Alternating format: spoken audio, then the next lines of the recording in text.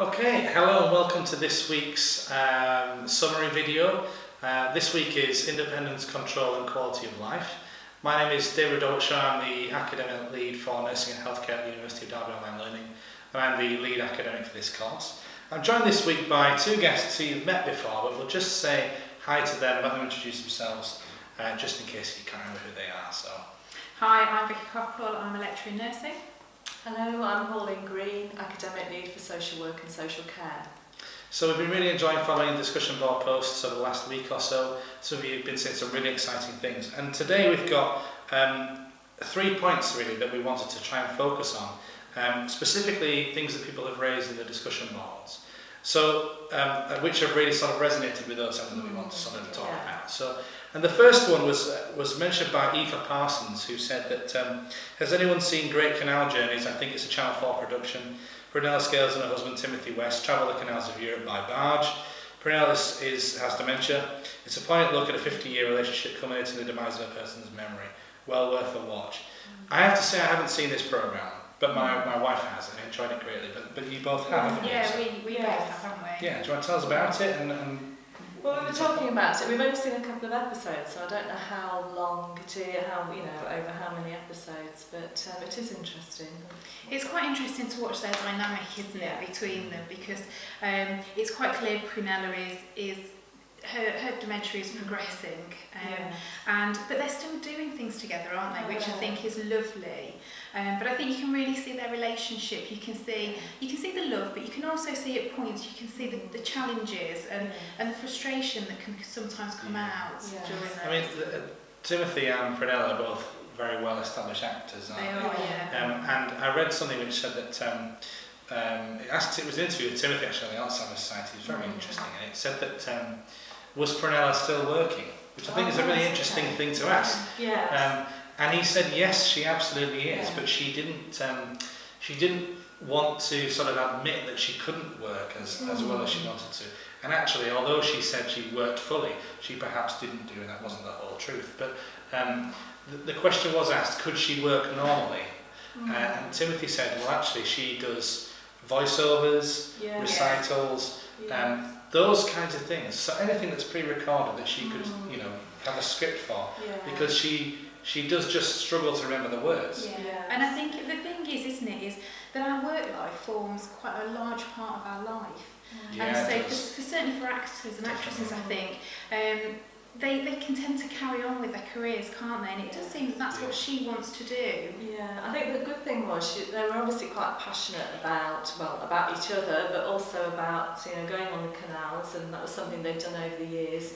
And the episode that I saw, their son came, which was really nice. But I'm wondering whether that kind of familiarity actually helped her. I mean, every now and again you could see glimpses where she was struggling really in terms of her memory. But for the rest of it, I think maybe because she was so familiar, she seemed fine actually. I think it's a really good example of somebody living well. Yes, absolutely. She's had a lot of freedom, she's out there and having a good time on the canal, that's fantastic. So thank you very much, Eva, for raising that, and I hope that some of you do get a chance to watch that programme, and we'd love to hear sort of what you think about it really. So we had two further comments from Abigail Fisher and Sharon Matthews, who were talking about implied consent. I'll just read you Abigail's discussion post. She said, very interesting education on implied consent here. I too had a patient who gave me implied consent for an injection by rolling up his sleeve, but I still worried if he truly understood what I needed to do and if the pain from the injection would cause him distress. Even though I did try and explain, using simple language such as hand gestures, it still crossed my mind if he truly retained that information. And the carer and the wife apparently did say, just do it, he won't do anything. So consent is incredibly important. We know that. Yes. We work across different spheres of health and social care. I've worked in acute care. Consent is incredibly important, especially for things like surgery. But something that's minor like this, I guess, it's a bit of a grey area, isn't it? It is, but you want to get that consent if you can. So that's how you go into this really. So you're always trying to get that consent.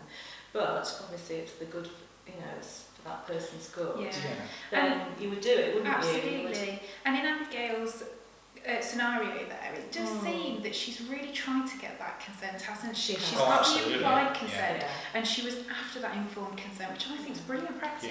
Yes. And for someone to give informed consent, they need to be able to understand the information, to make a decision and communicate it as well. Yeah, that's right. And I mean, people who have dementia, there are examples when people who have quite advanced stages of dementia but are still able to make decisions. Absolutely. People should be supported to be able to make decisions wherever possible. Yeah. And maintaining quality of life is incredibly important, like we've heard about Prunella scales.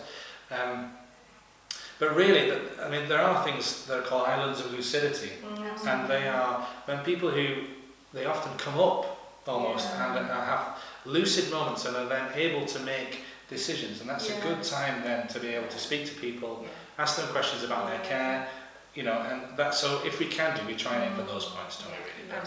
But whether somebody has dementia or not, it is good practice to always ask for consent, even if you are just giving a simple injection, all the way up to having major abdominal surgery, for example, which would require much more formal consent procedures. So, anything else you guys like to talk about? Or I think we've covered the discussion on what's wrong with us. So. Yeah, it just makes you think, doesn't it, about how kind of frightening those kind of situations can be for people, though, So that's just something. Yeah.